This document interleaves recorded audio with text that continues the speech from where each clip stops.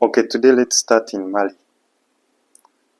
Washington is accused of linking counterterrorism efforts to mining interests.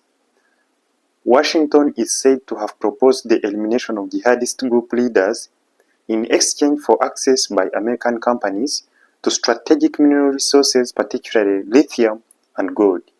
This is what ULF, leasing director of Sahel program at the Konrad Adenauer Foundation in Mali, claims.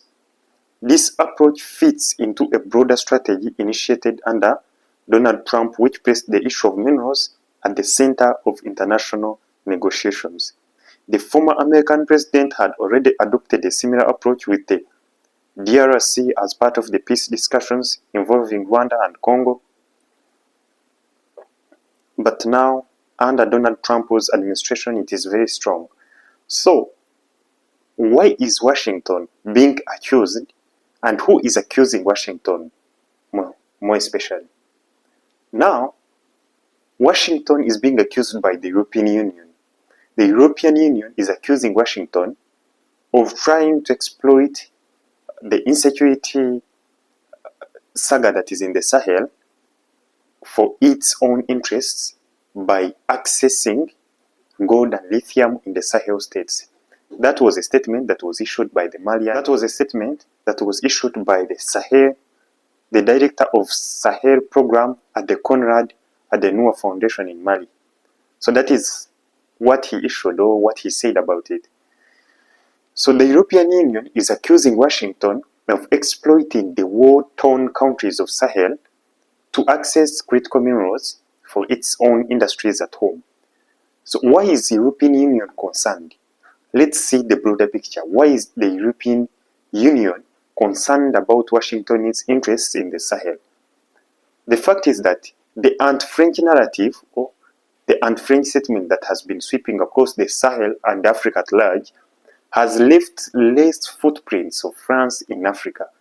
So this has made other powers to exploit the regressing power or the regressing career of the French in the Sahel to step in. And that the case is Russia, Turkey, and China. So these countries are trying to approach the Sahel countries, the AES countries, as partners, not like before the cooperation between the French and the Sahel. So it is the same approach, or the similar approach, that is being deployed by Donald Trump to access also minerals in the Sahel. But for the fact that Russia is not interested actually in the minerals, the major goal of Russia is to eradicate France away from Africa, to make it lose that grip that it has maintained for so many years in Africa. So that is the goal of Russia, because Russia has a lot of minerals, and the minerals it has actually, I don't think that they are looking for more minerals, unless the war in Ukraine that you see, it is for their security purposes, for the security of the state of Russia. So that's why you see the Ukraine war. But the European Union is losing the grip, because the European Union has any minerals. In their countries, they don't have any critical minerals. So what they do, they exploit these weak countries that are being affected by wars by funding wars and coming back as helpers to help them fight terrorism and even sometimes internal conflicts in those sovereign states. But one question must be asked. The French have been there since 2012, the spillover of this jihadist threat. But what have they done? And what have they put in place that people in the Sahel can trust them? Nothing we see. We see terrorists taking more and more places, taking more and more territories, expanding to the cities. So you see that the French have been there and they have not delivered anything. That's why the anti-French narrative has been okay to feed that kind of people who are already depressed by the kind of the French tactics that they have been using. So that was it. So the French, most especially the French, under the banner of European Union, is accusing Washington of trying to exploit the Sahel states. It's kind of funny, you know. So, but according to the statements and the intel we have, the Sahel states were very firm. If you want to help us, let us pay for your.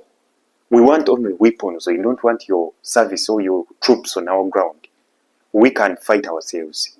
Stop arming the terrorists.